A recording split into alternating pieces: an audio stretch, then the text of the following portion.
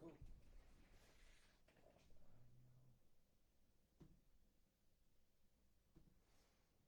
Boom, boom, boom. Yep, we got it. Boom. Just waiting for it. There we go. Well, hello everybody out there in Podcast Nation. I've missed you since this last weekend. I thought it was time for me to get back in here and get some work done. So I just want to thank you for joining us today, and I just want to say how happy I am that you're here with us today. So today we've been thinking about what are we going to talk about. Well, I've decided since, I've been sober almost 5 months now, and I've had to have a lot of the subject that we're talking about, and that is being patient and being content with what I have and where I'm at in life. Isn't that a beautiful mix? It's a tricky one. It is. Then you still want to push for more. Right. It's very hard to balance it. You don't know exactly always how to do it. Sometimes you got to go to other people and ask for help to figure that out. So that's what I want to talk about today. So I'll just give my little thing on it to start. Okay. So when it comes to being patient, having patience, period, the definition is the capacity to accept or tolerate delay, trouble, or suffering without getting angry or upset. Wow, that's a great definition. That's interesting because we've talked a lot about that, like the exact definition with talking about emotional control previously and other things. So when I look at that, the honest truth is I have not had a ton of patience. A ton of patience over my life. No, neither have I. I have not. I'm not going to lie. I have also struggled with having patience. Right. So in that situation, I look at my life today. And it is unbelievably different how much patience I have today over what I used to have. Not everything, especially in recovery. Being the recovery atheist, I'm an alcoholic. I've got about 5 months. In 9 days, I'll have 5 months sober. Nice work. You have to be patient through that process. You're sitting in treatment. I sat in treatment for 2.5 months. Doing nothing through this whole COVID situation. They wouldn't even take us to stores because of it. You're just stuck at the house and in a group room with no windows for 8 hours every day. Talk about having to be patient. And then, I've been there. Yeah, and then getting out of there, coming to a house where you've got 2-week lockdown the first 2 weeks. So you're stuck at the house again. Going to outpatient treatment where at least with that, it was nice. I didn't have to go into a facility, was able to do it through Zoom, but still you're having to be dedicated to that every week, every day for a few hours and have no money at the same time. I had no money whatsoever when I first came here, no job, just was surviving pretty much on whatever I could get help with. Totally. So to go from there to where I'm at today, I'm not bragging about it, but financially, I'm content. I'm not worried about that. But you're making progress. Yeah. That makes a big difference for me is like when you talk about how you start to feel like your work is paying off somewhat. You start to see progress. Yes. And you're seeing progress. Yes, that's where I'm at today is I've got the job. They like me in this job. They're very happy with the work I do. I sat with my boss today, and there was a few things that she helped me get trained on to get even better, and you have to be open-minded to that to get better and be patient with that. But otherwise, she really likes the work I put in. The house I'm at, they really like what I'm doing there and working the steps and really applying myself to this. So I find that the more patient I am and having content and being satisfied, the better it goes. Yeah, the easier and the smoother it goes and how doors open. What are your thoughts on that, JR?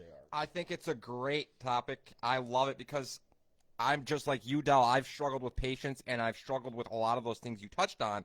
But I've noticed as now I've gotten slightly older at 28, I'm still young, I've just realized that ultimately the more content I am and happy with less, the better off I am. Like, I've learned to have, like, if I can, I'm like the least content person you know. And what I'm trying to say is I find balance in that.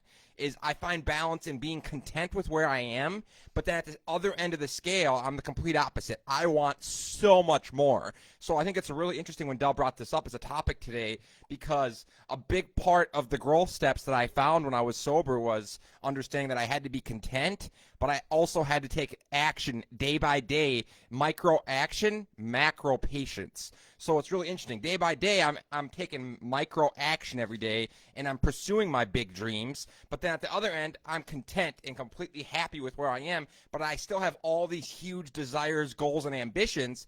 It's just trying to find the balance between those two, where I'm content pursuing them, I'm content where I am and the progress I'm making, and then pursuing those goals and aspirations and feeling content with where I am, not just like empty pursuing things to fill me. But I think the biggest thing is that I feel like my work is being paid off. Where if I start to feel like I'm showing up every day and I'm putting in the work, I start to feel like I'm seeing progress. If I feel like I'm working and I'm just sitting in the same spot, not seeing any progress, to me that makes it really hard to have hope or feel like it's worth it, and it makes it a lot easier to have patience and be content when you're in a decent space. And it sounds like you are, and to me, I'm grateful as fuck right now because I'm in a great spot. Well, it's one of those things where I look at it as if you're not moving forward, even if you're sitting still, you're not progressing. Stagnant and stuck. Right. So I constantly am trying to look at ways to be able to move forward, to try to better myself, to become the person I'm looking to become and become a complete person, because I have not been complete. I have been lacking. I have had voids in my life, and I'm looking to, over time, become whole as a person and be happy with who I am, and that takes patience. We have a thing written on our board at the house that says faith without works is dead. Now, of course, this is a scripture, and being the recovery atheist, I'm against anything that way, but I understand what it's saying. With me, I cannot expect or feel entitled to have things happen in my life without being able to take positive action in my life to get to where I need to do. So how do you do that? What do you do to put yourself into that position? Well, first off, you got to come up with goals and have a plan, together a plan to be able to achieve those goals. So what is your goals today? Are you looking to find a job? Are you looking to maybe upgrade and move into a different position in your life? How about relationships? Are you looking to try to have more healthier relationships, maybe a new relationship? Yeah. Maybe you're wanting to go to school and try to educate yourself and do things like that. Well, each one of these, you just don't think it and Shoot boom, from the hip. it happens. Yeah, you just don't shoot Right, and it happens. right. You've got to take steps to get to that point. So how are we going to do that today, JR? Well, I love that, Del. Great job leading into this, because I wanted to hit this. You just lofted up a beautiful little softball. I'm going to crush it. So with the whole patience and contentment, I just want to connect this back to how I found it is through the growth steps, which is the steps of growing, and I gained them through my addiction. But ultimately, I wanted to touch on the fact that I don't like the religious doctrine and the religiousness that comes with the steps of AA.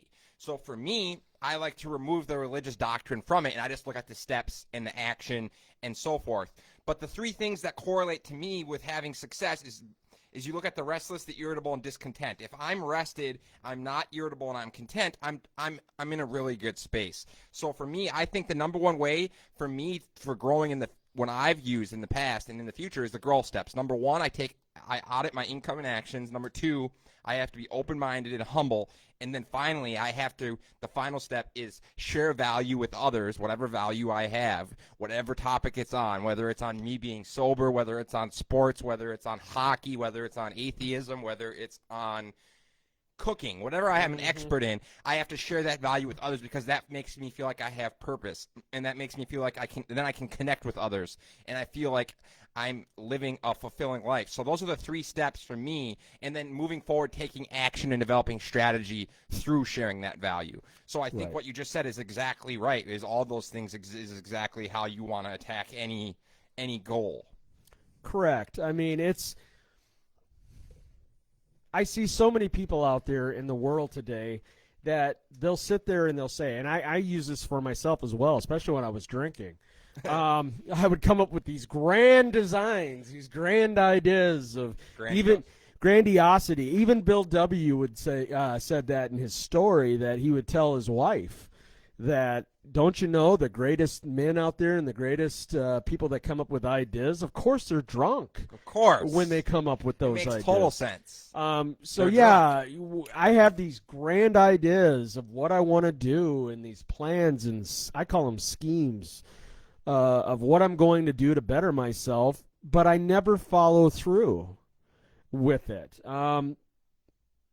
Yeah, so some of that is fear. Some of that is low self-esteem and not being able to think that something I can accomplish, that maybe I have a fear of failure on it, so why even try, because I don't want to feel that.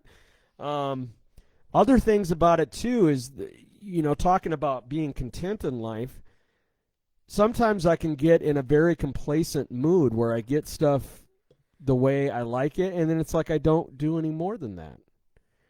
And it's like I get to a certain point, and it's like I hit a wall, and it's like, okay, I guess that's good enough. I don't need to do anything else. And the truth is there's many things I need to do to continue to better myself and continue to change. And that, really, patience and being content in life, it takes change. 100%. And acceptance. The other thing I think that's interesting about all this is acceptance, because once you've accepted where you are, you're taking the action, you're doing the right things, you start to feel content and happy. But for me, like I said, we had someone in the chat box, though, Del, ask about, can you just give a brief summary of what the Recovery Atheist means? I had someone ask, Brenda Lee. Yeah, I saw Brenda on there. I answered it back to her a little bit that, yeah, that's definitely what my name is. If you had to summarize the Recovery Atheist in half paragraph or a paragraph, how would you summarize the Recovery Boy, Atheist? You're putting me on the spot here. Wouldn't you say it's basically like basically what I have known from him is he grew up in a religious doctrine type family and upbringing. Correct. And his parents were pastors and priests or so forth. Whatever. Yeah, preachers. They were preachers. My dad's a bishop in a Pentecostal church. It pushed him into religious doctrine of a lifestyle, and he learned the negatives and all the downfalls and shortcomings of the manipulation of people. Correct. How they're fearful. He saw the defects and shortcomings of religious doctrine, and now as he's gotten older, he struggled with an addiction to alcoholism and other things, and he was sober for a period of time, but then he got sober again, and he's just been pushed away from religious doctrine as a whole. Okay, and so then I'll finish it off. That's how I have. Right. I'm gonna let him touch on so that. I will finish it off. No, you were right on point with that. The biggest thing that I am doing this for is I've been in and out of AA for 17 years, and if you know anything about AA, it's very much God, higher power, and culty. And kind of culty that way, to where you pretty much are indoctrinated to what the big book says. I have a problem with it. Now, I am doing the steps right now with your brother to, and I do them too, but I don't have God involved. But yeah, so I'm adjusting it to where God is not the theme with it. There's other things I can use, and I'm adjusting it. I was just talking with my boss about it today, because she's a Christian, and we had a nice little debate, but it was friendly. She understood what I was saying and understood why I felt the way I did. The thing is I hear a lot of AA people say that AA is the only way to get sober and be in recovery, and that if you're not doing it, you're going to relapse. I'm sorry, I do not agree with you. There are many people that have gone out. We're talking thousands and thousands and thousands of people who are recovered without God and without AA being a part of that recovery.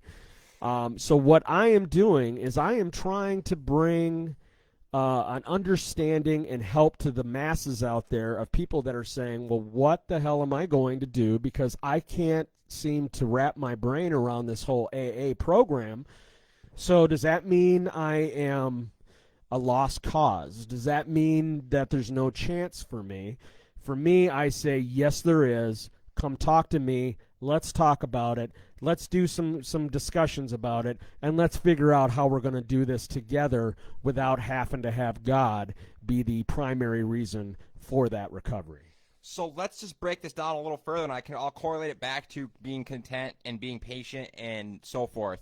because ultimately what he's talking about is exactly what I do on a daily basis. Mm-hmm. I am also in recovery. I don't necessarily attend AA meetings on a daily basis, but I consistently share my value with others. So the basic core steps of the AA is what we talk about all the time. Number one, it's being of service, working with others, and bringing value to other people. So like sharing your value, the last step of the growth steps is sharing value with other people, sharing your experience, wisdom, and strength. So what we do on this podcast, what I do is I lean into my strengths that I have experienced the most in, and I share them. And so for me, connecting with you guys is a big part of my healthy recovery lifestyle. I'm able to feel like I'm providing value to people, which is one of the main steps of growth, and the main steps of AA is sharing your experience, strength, and hope with you. That's what I do here. I share it vulnerably and authentically, and then through that, I find connection to people, and I feel like I have purpose and meaning.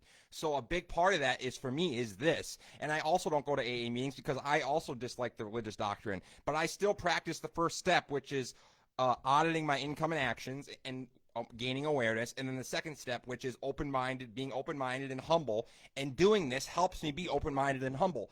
Like I said, he's here. We're talking about different opinions, his insights. And then I can take those and challenge my own insights and perspectives and move forward with a better understanding from a more well-rounded point of view, because I'm using his insights and his experiences and his perspectives to shape my direction and compass. So if you see that, it makes sense. And then it starts to correlate to feeling like I have that recovery network, and I don't even go to these AA meetings. And I think there's a big future for some alternative, because so many people that go to those rooms and they're like, this isn't me, this isn't it. So I feel like there's just a lot of people that could use something alternative, and one day maybe we can provide that. Right, and that's what you and I have talked about. Is we're kind of dabbling with it right now and playing around with it. What would this look like? How could we bring a different type of program together that will be able to go out to the masses of people out there that need that help? So we're gradually talking about being patient. We're gradually having to use patience and go through this process, because I'm going to need to talk to you out there in Podcast Nation. I'm going to need to talk with the people around me and come up with a way that we can have positive recovery without having God be the primary symbol for that. Now, I'm going to bring it to this. Bring it, Del. Go ahead and bring it. The biggest thing that really, I'm gonna do Peter Griffin right now, that grinds my gears. Grinds his gears. The biggest thing that grinds my gears when it comes to AA, and I hear it a lot, is we're giving thanks to God for our recovery, but giving no praise for the person who's actually doing the recovery, for the support people around you that are helping you through that recovery. And the only reason why you're sober is God. That's it. Bullshit. I'm calling bullshit. I'm calling shenanigans. I have not had God involved in my recovery at all. Not one iota. Nothing. And I am just as strong today in my recovery than any of the times I've sat there on my knees praying to a God. That is not being cocky. That is not being arrogant. That is just speaking the truth. I am actually, in my opinion, freer today because of the way I think when it comes to that, and allowed to make mistakes, for one, which is a big thing when it comes to religion and God. Mistakes, you don't want to make mistakes. You want to try to be God, Christ-like in that way, God-like. But I'm able to see my flaws a lot better thinking the way I do today, and what I can do to change, because instead of it being theist, it's humanistic. Humanism. Well, golly, what a grandiose idea. I just treat people how I want to be treated, and I take action, and I live the life I want to live, and I treat people well, and they treat me well. The young take care of the old take care of the young, and you all win. Wow. Yeah, so I look at myself as a humanist. You say that word in front of Christians, and oh boy, that's just like, those are fighting words. But I use humanistic views. I use science. I use logic and reasoning to look at evidence that is clear to me, which we've talked about in all that our other I episodes. can make the correct decisions to forward my life and get better in my life, rather than just praying to some invisible entity that's there hoping that that's going to happen the way I want it to happen. I take the steps to watch it happen. Take the action, 100%. So I think that's awesome. And Brenda, I appreciate you asking that question. And ultimately, that's kind of what we all are starting, Brenda, is I think there's a way in the future that we can maybe incorporate podcasting. And that's kind of why not only might we start one day something bigger that's actually like a recovery network or a group or a housing project, but like for today, the number one way that we think this can help people that are struggling is you can turn on your podcast tomorrow. You can ask Dell. You can start a podcast. He's done it for like, the equipment is under $100. You can take your cell phone and even without a podcast and start recording on your cell phone and sharing your experience, strength, and hope that you've gained through life, whatever it's in. It can be in any topic. It doesn't have to be in recovery. You can use the same concept for sharing experience, strength, and hope in any area. And then that's why I push people to start their podcast, to start sharing their message, and start connecting with people, because that's the platform where you start developing common ground. Like me and Dell have become closer and more open-minded and humble with each other because we've been able to share. Since we've met, we've just been nothing but straight up, open, honest, authentic, and real about our stories and what we think and what we believe. And now we have common ground and we get along great. So I just think the number one way to start moving this forward more than anything is by starting using the technologies of the modern day to start sharing your value and experience with other people. I mean, just 4 months ago, I just finally said, okay, it's time to podcast. I'd been thinking about it for years. Just like that. And just like that, I woke up one morning and I'm like, you know what, it's time. It's time to do what you want to do with your life, and I want a podcast. And the monetary part of it, yeah, sure. I would love to see that happen and have this be, my income and be able to do this because it's what I love to do. But I'm doing it also to be able to help people, to get the voice out there, to try to help people, have you help me as well out there who are watching us, and to learn and develop relationships and grow as a person. For $75, that's what I started with. For $75, I was able to set myself up with my own little podcast studio in my room at the house I live at. And over the last 4 months, I have developed it, grown it, gotten better with it, did more videos, started networking, ran into JR, who's my sponsor's brother. He's got his own little studio. I decided to check it out. We mixed well, and things just popped off from there, and I've got my own little station here now. I bought my own little boom mic now that's all set up. So while they're part of the team. Yeah, I'm part of Wierman Media. And this is a thing that is growing and it's getting bigger day by day. Yeah, we just got up here. We already are working with the Hostel du Nord, and we're going to be launching a show for another couple businesses. Talk about what we're expanding and what we're growing. So yeah, but Dell, I had another question from the audience. Does your family have any issues with your different points of view in religion?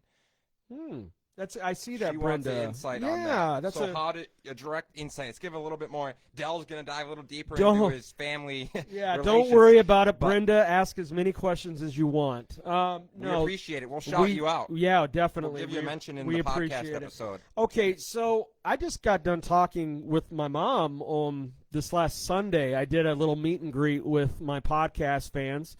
And my mom came on just to check it out. And at the end of it, I sat down with her and we just talked. And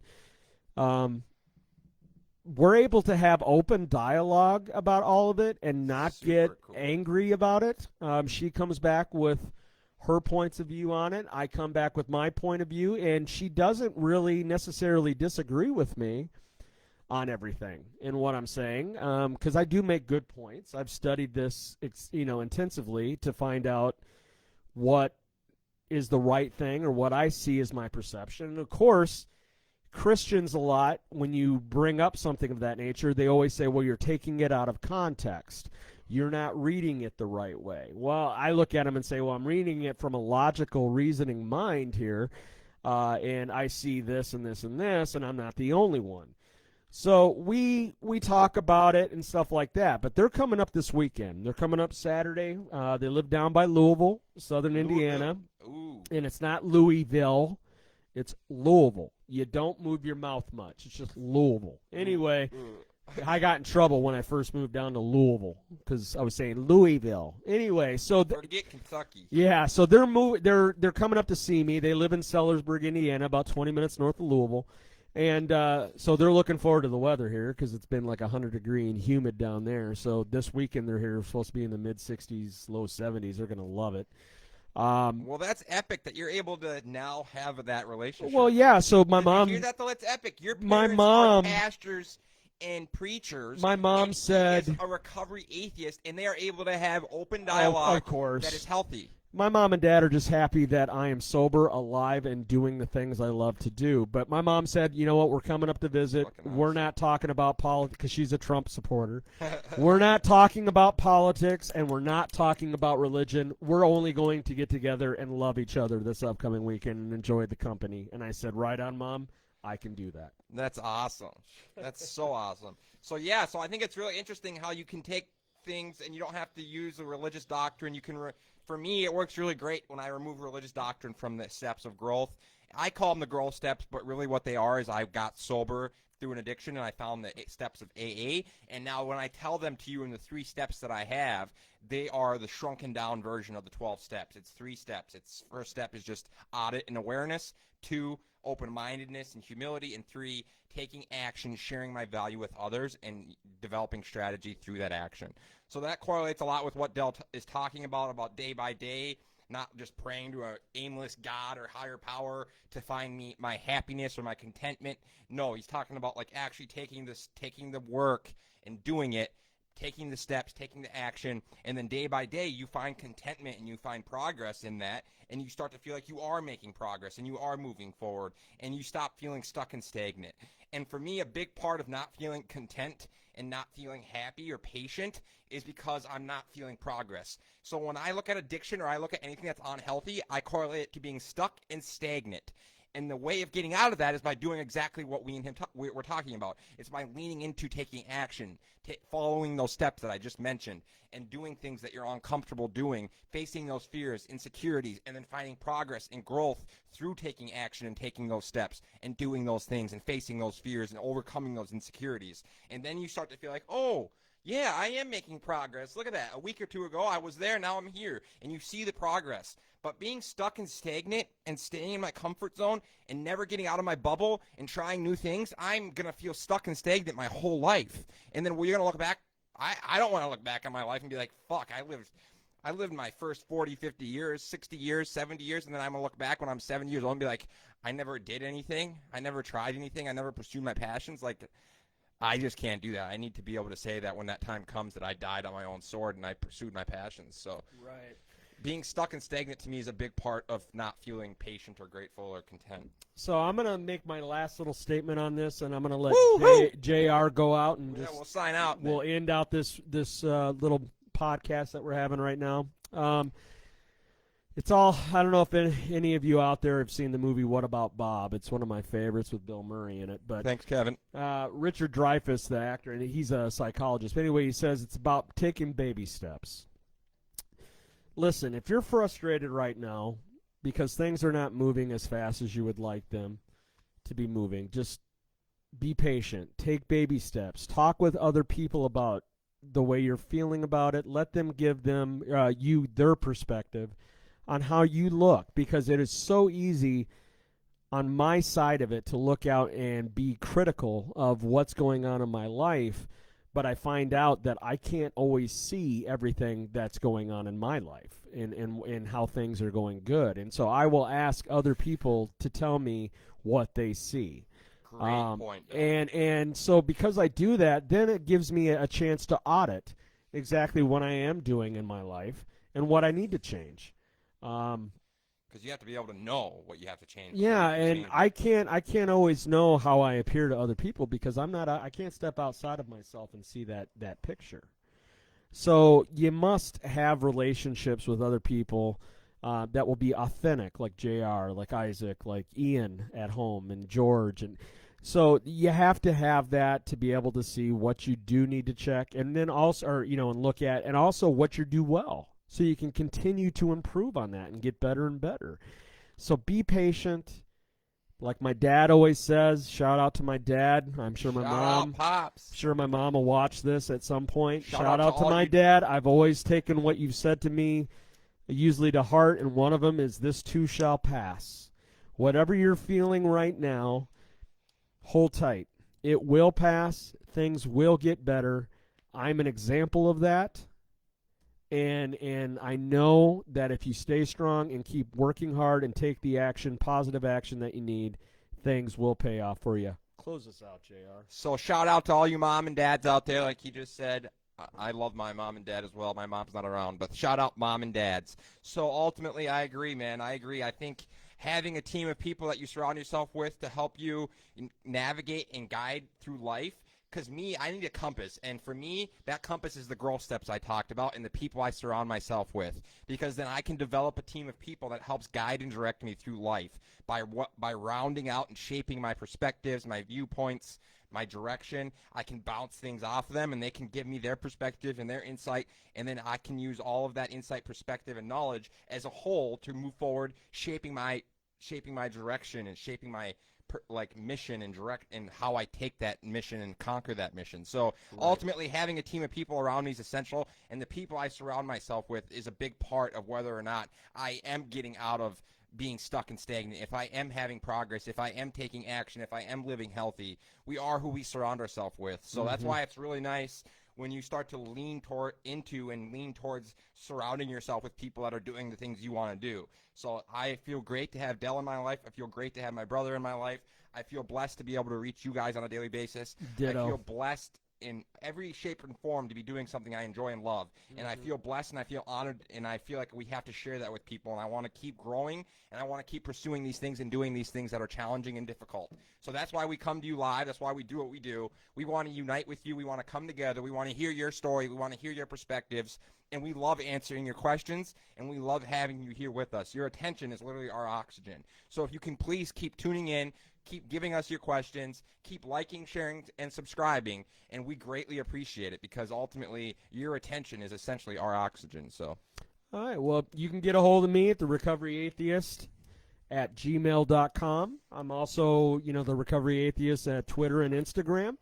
I have a group on Facebook, the Recovery Atheist, as well. And then also I have a YouTube channel, the Recovering Atheist. So please check me out, comment, ask me for topics. Otherwise, thank you for joining us today, and I love everybody out there, all right? thank you.